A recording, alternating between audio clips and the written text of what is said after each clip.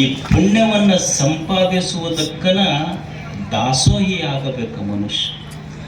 ಶರಣರಿಗೆ ಕಲಿಸಿದ್ದು ಎರಡು. ಜೀವನ ಸಾರ್ಥಕ ಆಗಬೇಕು ಅಂದ್ರೆ ಮನುಷ್ಯನೇ ನಿನ್ನ ಜೀವ ಇರುವವರೆಗೂ ಮಾಡುವ ಕೆಲಸ ಅಂದ್ರೆ ಎರಡು ಕೆಲಸ ಮಾಡೋದು. ಜೀವನ ಸಾರ್ಥಕ ಆಗಬೇಕು ಅಂದ್ರೆ ಎರಡು ಕೆಲಸ ಮಾಡೋದು ಮನುಷ್ಯ. ಬಹಳ ಶಾಸ್ತ್ರಗಳನ್ನು, ವಚನಗಳನ್ನು, ದಾಸವಾಣಿಯನ್ನು ಓದಿ ಅರಗಿಸಿಕೊಳ್ಳುವಷ್ಟು ಸಾಮರ್ಥ್ಯ ನಮ್ಮಲ್ಲಿಲ್ಲ. ಇದನ್ನೆಲ್ಲವನ್ನು ಓದಿ ತಿಳಿದು ಬದುಕುವಷ್ಟು ಆಯುಷ್ಯವು ನಮಗುಳಿದಿಲ್ಲ.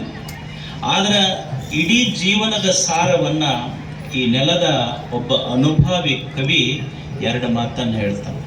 ಮನುಷ್ಯ ಹೆಂಗೆ ಬದುಕಬೇಕು ಅಥವಾ ಏನು ಮಾಡಿದ್ರೆ ಅವನ ಜೀವನ ಸಾರ್ಥಕ ಆಗ್ತದೆ. ಅವ ಎರಡು ಮಾತನ್ನು ಹೇಳ್ತಾನೆ. ಭಗವಂತನೇ, ನಾನು ನಿನ್ನ ಪದತಲದಲ್ಲಿ ಬೇಡುವುದು ಎರಡನ್ನು. ನಾನು ನಿನ್ನ ಗರ್ಭಗುಡಿಯ ಮುಂದೆ ನಿಂತು 1000 ವರಗಳನ್ನು ಕೊಡುವಂತ ನಾನು ನಿನ್ನಲ್ಲಿ ಕೇಳುವುದಿಲ್ಲ. ಭಗವಂತನೇ, ನಿನ್ನ ಗರ್ಭಗುಡಿಯ ಮುಂದೆ ನಿಂತು ನಿನ್ನ ಪದತಲದಲ್ಲಿ ಕೇಳುವ ಎರಡು ವರ ಅಂದ್ರ ಹಸು ಒಳಿಯಲು ದೇಹಿ ಎನ್ನಲೊಲ್ಲ ದೊದಟನು, ವಿತರಣದೊಡನೆ ಭೋಗಿಸುವ ಅರ್ಥದೊದವನು. ಭಗವಂತನೇ, ನಿನ್ನ ಗರ್ಭಗುಡಿಯ ಮುಂದೆ ನಿಂತು ಕೇಳುವುದು ಎರಡು ವರ.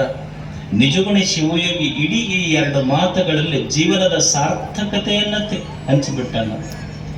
ಭಗವಂತನೇ, ನಾನು ಮೊದಲು ಏನು ಕೇಳ್ತೀನಿ ನಿನಗಂದ್ರ, ಒಂದನೇ ವರ ಏನು ಅಂದ್ರೆ, ಈ ದೇಹದೊಳಗೆ ಎಲ್ಲಿಯವರೆಗೆ ಪ್ರಾಣ ಇರ್ತೈತಲ್ಲ, ಈ ದೇಹದೊಳಗ ಪ್ರಾಣ ಇರುವವರೆಗೂ ದೇಹದೊಳಗ ಪ್ರಾಣ ಹೋಗಲಿ ಪ್ರಶ್ನೆ ಇಲ್ಲ.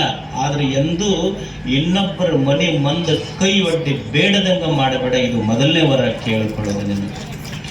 ಬೇಡದ ಬದುಕು ಇನ್ನೊಬ್ಬರಿಗೆ ಕೇಳಿರಬಾರ್ದು. ಹಸು ಒಳಿಯಲು ದೇಹಿಯನ್ನು ಅಲ್ಲದ ದಟನು.